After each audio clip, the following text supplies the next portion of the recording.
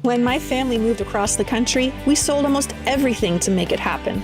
Relocating from the wine country of Southern California to the upstate of South Carolina meant rebuilding our home, one thrift store find at a time. I'm a writer, speaker, published author, and now the owner of Carolina & Country, selling uniquely designed and thoughtfully handcrafted goods to customers coast to coast. Hi friends, I'm your host, Christine Chappell, and I'd like to invite you into the Carolina & Country workshop, where the trial and error of upcycled design takes place. Watch the process from start to finish, from thrift store find to home decor treasure and all the messiness in between. I am no expert. I'm just a married mother of 3 trying to live that upcycled life.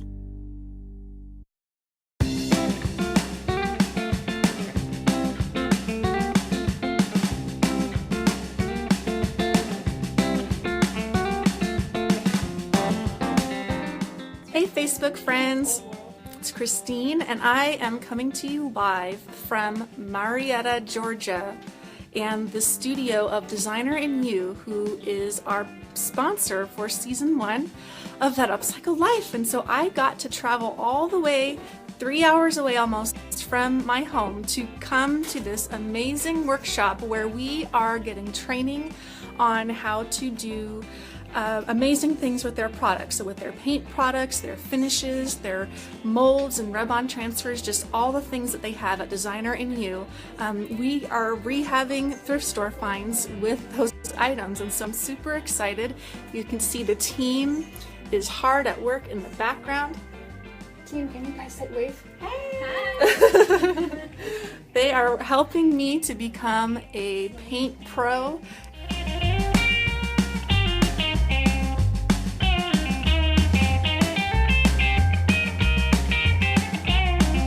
I am here in Marietta, Georgia with my friends and our TUL sponsors, Designer in You, to work on a really exciting transformation project. We have a thrift store wooden horse. It's a wood carousel horse from the 80s, dusty, some very outdated fabric bow around its neck, and the team and I are gearing up to totally take this horse from thrift store dud to home decor stud with just some simple paint techniques that anyone can do with the right supplies. And so I can't wait to get started. Let's go ahead and see how we can transform this piece into something really amazing. Seriously, this bow has seen better days. Now that it's gone, we can work on the fun stuff. I'm joined by Francine and Elena from Designer in You. Both these ladies are stellar painters in their own right, so I am without a doubt learning from the best. After cleaning the horse with a solution crafted by the Designer in You team, we used some gold gilding wax to give the wooden dowel a metallic finish. We really want to create an old Victorian look to this horse, to give it an heirloom, antique quality. The Designer in You overlay tool is a big player in this transformation. We use it to achieve a chippy, layered look with our paints. It's hard to tell right now, but we're really only beginning to layer this horse with colors. We use the overlay tool, brushes, and even fingers to get the paint in all the nooks and crannies of this horse.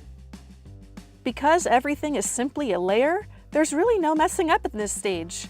It doesn't have to be perfect, and that's what makes it so much fun. So far the horse is really coming along. We have layered different colors. We've put some texture on there to really give it a chippy, old, weathered look. But the kicker is we are about to apply a crackling medium to it before we put our top coat of tatted lace or a white creamy color lace paint to it. It's going to be amazing. So we have the blow dryers going so we can get everything dry and apply this crackle medium to move forward with the process. After we apply the texture and the crackle medium, we paint a light coat of tatted lace and begin to watch the new texture of the horse take shape. Now we've got all those beautiful layers of color just waiting to be exposed. But before we distress, we decide to decorate the horse with beautiful Victorian-style rub-on transfers, also a product the Designer in You team carries. Once we put on the transfers, we begin scraping and sanding to peel back some of the layers we've built, giving the horse a weathered look. We also decide to add floral accents around the neck of the horse for an extra special detail. Once we feel like the horse is visually textured enough, yet smooth to the touch, we add a layer of antiquing glaze and set it aside for a lunch break. Finally, a project with no bloopers. I say we celebrate by checking in with my friend Kay Harms, this week's Upcycled Minute guest.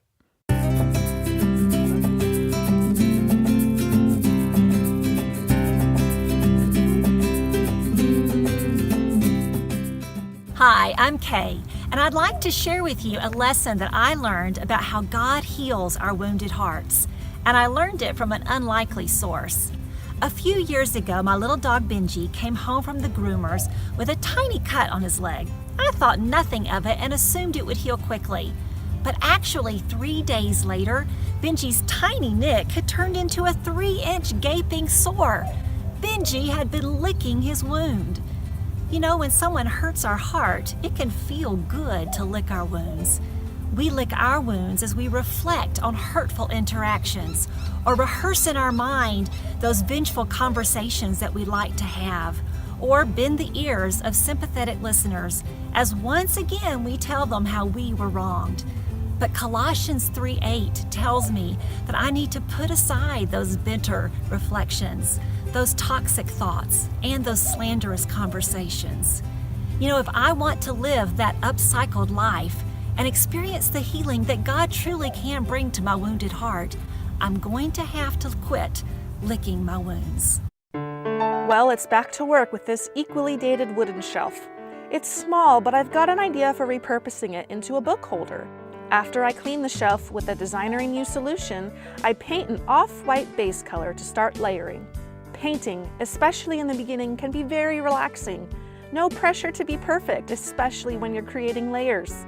I know I want to decorate the sides of the bookends with the molds, so we mix the solution and let them set. It only takes about 10 minutes or so, and then they're ready. Yes, I'm wearing new clothes, but we ran out of time to finish this yesterday. Now we're ready to apply the molds and the texture. We apply the texture Toscana with a putty knife, and again, you really can't mess this up. Once that first layer of texture dries, we mix a new, more diluted batch with vintage sage paint and apply it with a brush. And once she is dry, she too is ready for some dark antiquing glaze. We rub the glaze on and off with a rag until we achieve the look that we were hoping for. Then it's ready for books.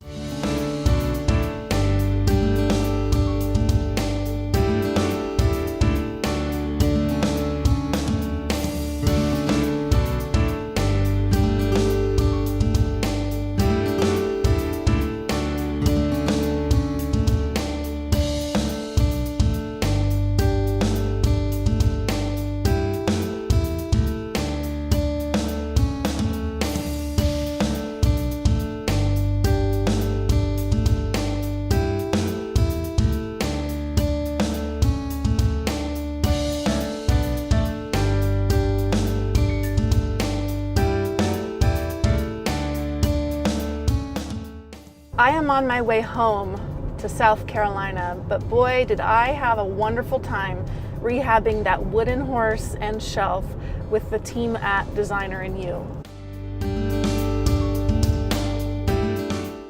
You know, it was a really nice break to do a project that did not have a hiccup in it, and I had a really relaxing time learning all the new techniques. I can't wait to go back to the workshop at home and give them a try. I loved what Kay had to say about licking our wounds, and she was really driving home the fact that unforgiveness in our hearts really eats away at us. There are certainly instances in home design and upcycling where you are going for that distressed, decayed, old, weathered, beat up look, and that's what you want. You want it to look that way. But I cannot imagine a trend where we desire that same thing for our hearts. Kay's reflections really gave me a lot to think about in my own personal life, and I hope that they were encouraging to you as well.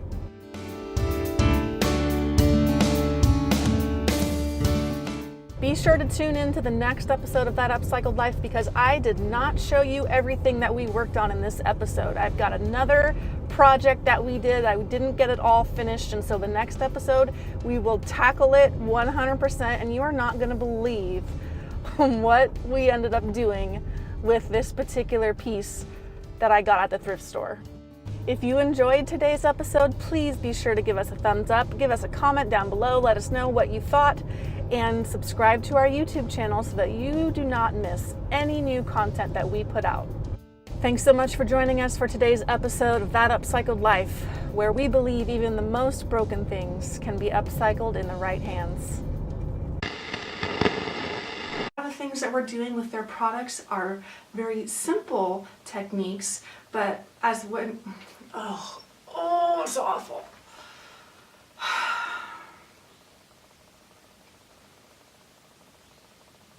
I'm here in the design studios of our friends and sponsors, Designer in You. We are going